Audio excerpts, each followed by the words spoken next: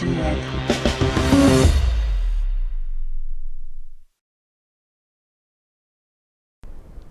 Hello, welcome to this talk on Poverty is Sexist.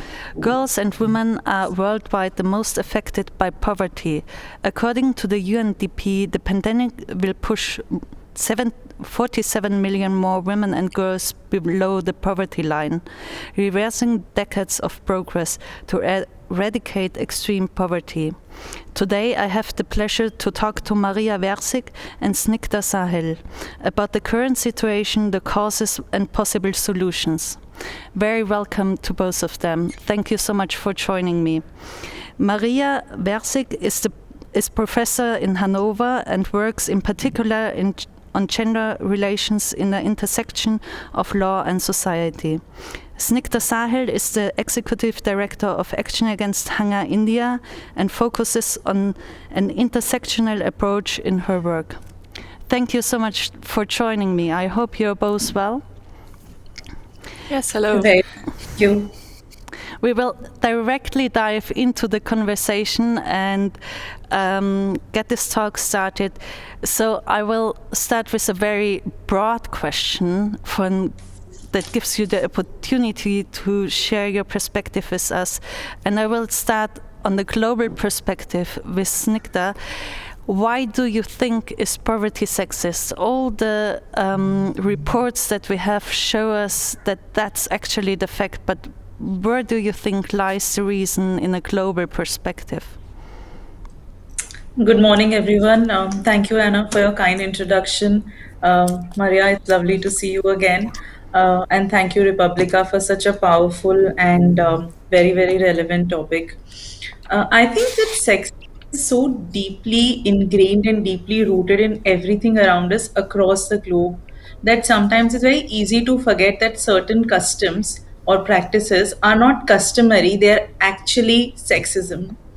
So, for example, it's very shocking to me to realize that nobody gets shocked anymore to see that the moment there is a scarcity or there is poverty, the girl gets a lesser share, but the boy gets a larger share, whether it's education, whether it's food, or any other resource. So, the moment you put an additional lens of gender in any issue, the gravity of the issue just doubles. So, in India, there are multiple hierarchies. There is, of course, rich, poor. There is rural, urban. There is man, woman. There is upper caste and lower caste. So, the intersectionality of a rural, poor, um, lower caste woman, it just the issue just grows multifold. The complexity, is completely determined by which part in the hierarchy is she sitting in. So there is there is no beginning, but I'm very sure that there can be an end. So but I'm very happy to hear, Maria, your views. I'm also looking forward to hear Maria's view. If we talk about the reasons of poverty that Snigdha just touched, where do you see similarities to the situation in Germany, even if it's like rather different starting point? Yes, hello, and thank you for giving me the opportunity to share my thoughts in this setting. I think poverty is a global problem, as is sexism. And what poverty looks like in each country, of course, it differs. A single mother in a small town in Germany living on social benefits has a very different life than a single mother in Argentina or South Africa or India. Poverty is always relative to the society one lives in. But as far as the chances of participation, access to education, what your life or the life of your children will look like, you have to face it in relation to the society as a whole. So, of course, this is very different, but I think there are also similarities. Women face challenges and bear the brunt of the economic and social fallout of COVID-19. Women, also in Germany, typically earn less and hold less secure jobs than men. And with plummeting economic activity, they are particularly vulnerable to layoffs and loss of livelihood. And also there's an inequality in home and unpaid care work. Responsibility of caring for children, sick and elderly, often falls to women. And of course, if there are gaps in basic infrastructure like childcare or schools in Germany and other countries, we will probably talk about access to water and sanitation, for example. This will add to women's unpaid care workload. And so in this way, I think COVID-19 will contribute to the poverty gender gap, and globally, more women than men will be pushed into this extreme poverty. And also there's the issue of violence, gender-based violence. I think this is something we face globally as well. And I think policy needs to address these facts. As Snigdha has been saying, the gender lens is something that is very important. It should be a first priority. It's not in law of nature that women face these challenges especially. It's also the impact of policy. I completely agree with you. I mean, in Germany, and we currently face two big discussions. One of them less connected to poverty, but also to the sexism, to the structural sexism, is the issue of femicides, which really shows how sexism and the structures of patriarchy work in our society. The other thing is the poverty, in particular, once you stop working in Germany, where women are more affected than men. If we look through the COVID lens that you shortly already touched, Maria, it makes inequality much more visible. But really, if we break it down and if we say we need to change policies, in which way do you think the decision makers in Germany need to address, where are the points where they really need to change approaches? I think on the first hand, we need global solidarity. And in view to Germany, I think we need to start mitigating the negative economic impacts of the pandemic on women. The most vulnerable in a society, their needs must come first, not last. If it's childcare or if it's investing in infrastructure that will make a difference in the lives of the most vulnerable groups. And there needs to be a mind shift, in my opinion, in regard to policy. While we in Germany are during Corona in a very, I'm sorry to say that for everybody who's suffering, but in comparison to the situation elsewhere, I think we can say we were the whole time in a very safe environment, and compared to others, we had it quite good, to say so. Snigdha, we hear terrible news from India. We see how a whole country is really suffering. So now it's difficult to ask how COVID affects only a certain group of women, as I think it affects currently just everybody in the country. But if we take this gender lens, how would you say that COVID affected women and girls in India in particular? Thank you, Anna, and thank you again for your concern. We've already understood that women are bearing the brunt of extreme neglect and exploitation were, in the spectrum. Now, COVID adds another extra lens to this whole intersection between poverty, sexism, and other hierarchies.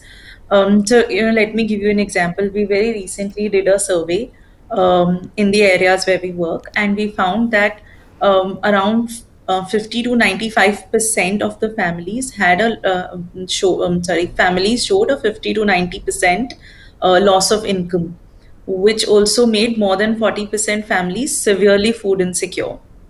Now, at the same time, we also found out that around 80 to 90% pregnant women in the areas that we worked were also anemic.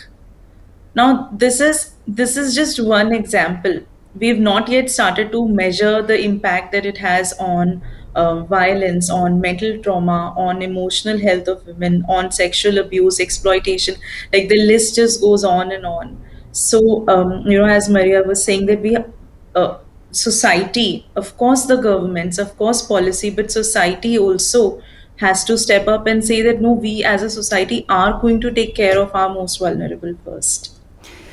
If you look at your work as Action Against Hunger India in particular, which measures are you taking in order to empower women and girls and also to protect them? Because the core of our work is taking care of small children, their mothers, pregnant mothers, lactating mothers. So automatically the whole program becomes for them. But with years, we're also recognizing that it can't be her responsibility solely. And we are also, to see how do we actually change our programs, to change the way we have to change the way we think, so that we can go and impart any kind of advice to anybody. For example, one of the things that we are trying our best to do is encourage co-decision making in families. For example, we can tell a woman that, oh, you must eat these things, but she has no control over the budget. She does not go to the market, and she does not buy those things. So how do we then ensure that the man of the house is also a part of this conversation? They both together are making the budget. They are both together deciding the grocery list and so on. These are small steps, but more and more in our programs, we are including. It's very interesting, but we are now including men in our programs to empower women more. But I think that's a very interesting approach, because in Germany and in Europe, in former times it was protect the girls, and nowadays it is educate the boys. And I think in a way it's very similar in the approach. So we have now analyzed the situation and looked on how COVID changed it, but what I always try, because I think it's so essential, is a positive out view, and also highlighting what each and everybody of us could do in that sense. And I would like to start with Maria taking this point of educating boys, and maybe from there you could give us your opinion on what we could do in German society, but also in global perspective, in order to reduce poverty of women and girls.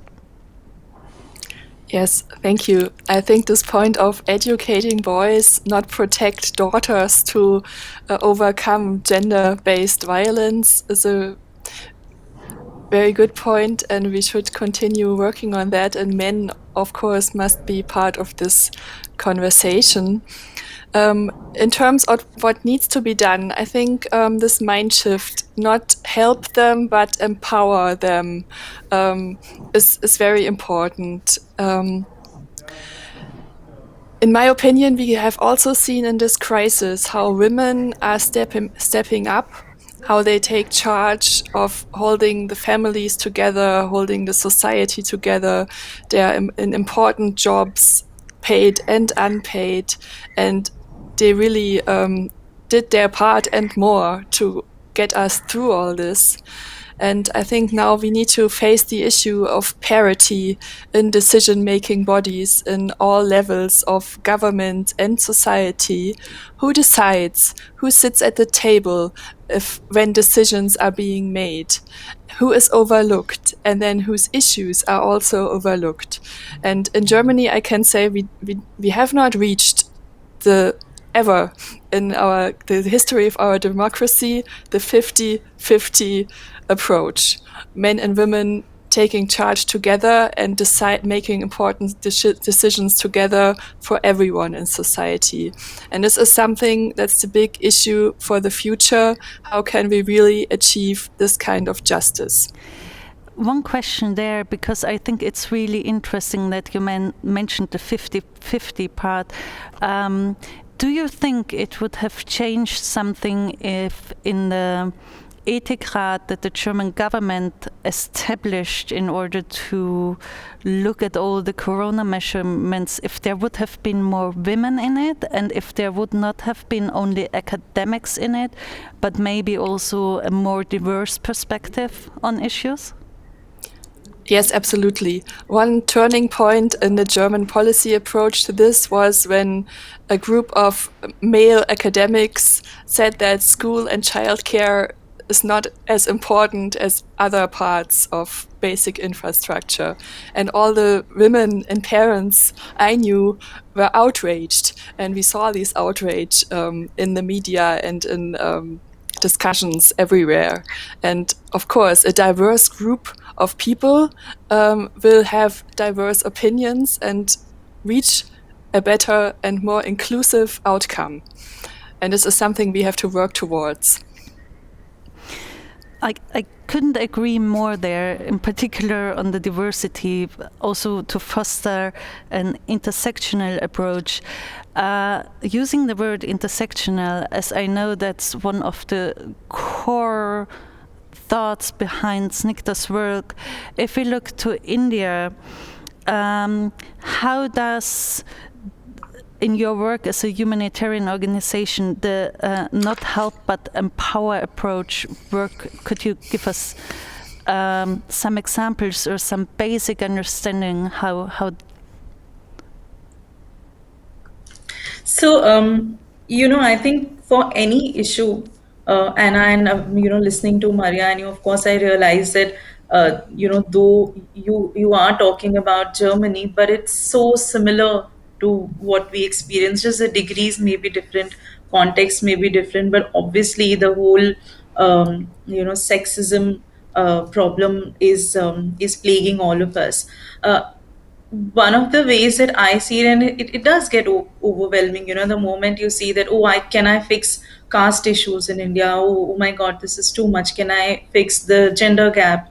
It becomes too much. So this, instead of being overwhelmed, I think if each of us first became aware, I think that is always the number one step. That how are you aware of the intersectionality of the complexity of a person's situation? The second thing I would always say is that we are all privileged in some way or the other, right? Knowing where your privilege is, knowing where do you stand in the spectrum, and each of us having that privilege also has a circle of influence. I might be able to influence, let's say, 50 people, but there are people who are in power positions who are more privileged than me, will be able to influence 50 million people. So if each of us did our bit, each of us put our privilege to the good use, I think that we can overcome this and we don't have to really wait for generations. Maybe we can see a very significant change in our own very lifetimes. So if we take the point that we can all influence another person, if somebody would ask you, like, I know people, but what should I tell them? I can't tell them, yes, poverty is sexist and we have to empower women. But what are like small, concrete things that every one of us could do in that sense? Again, as I said, your circle of influence is also, so when you say you know people, do you know people who run, let's say, a corporate? can you influence them to have better policies within the corporate or within your manufacturing unit, where you are giving equal wages and equal opportunities to all genders? If so depending on who you are, you can make a difference.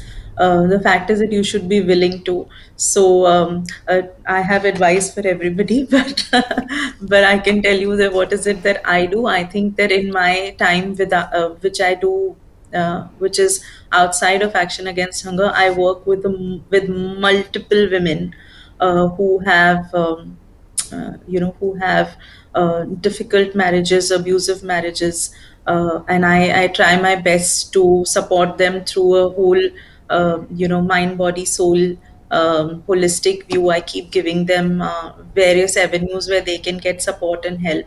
But that is something that I can do. If I can do that, I'm sure there's everyone who has something that they can do. I think that's a very important point also, not to look the other way if one sees mistreatment of women, to speak up if someone sees sexism or exclusion of women. Maria, as we come to the end of this session, I also wanted to ask you in particular, we were talking quite a lot about policies and how to influence them. In my experience, the minute you mention policies and go in the direction of law, you lose lots of people because it's something very abstract. If we go down to a concrete point also here, what would you give the people who watch us and listen to us right now? What kind of hint could you give them in that perspective? Well, I think that my colleague Snigdha said it all when she said, how are you using your privilege to make a difference? And I think the first step is always to educate oneself, learn about different perspectives on issues, and try to take another's point of view, learn about things like racism, sexism, all these issues we are facing, and then ask yourself, what can I do in my daily work? Maybe to empower somebody else, maybe to help somebody else to raise their voice and make the most of their opportunities, and we go on from there. That were amazing, wonderful last words from both of you. I think within the short time frame we had, we touched point on many issues. For me, and you still have the chance to interfere if you want to, but for me the main learning was and is always in such discussions that it's so important to stand up and speak up the moment we see inequality, and not to stand by and just let it go.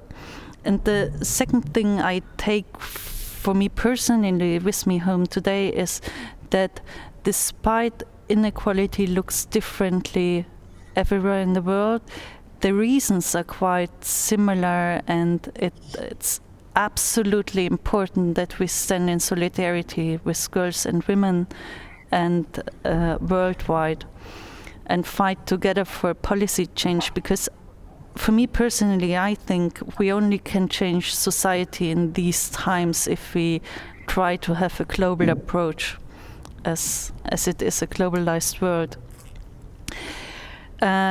Thank you so much really for joining me today. It was an absolute pleasure talking with you both, and I hope we can continue the conversation latest in September during the Human Rights Film Festival Berlin. Have a lovely day.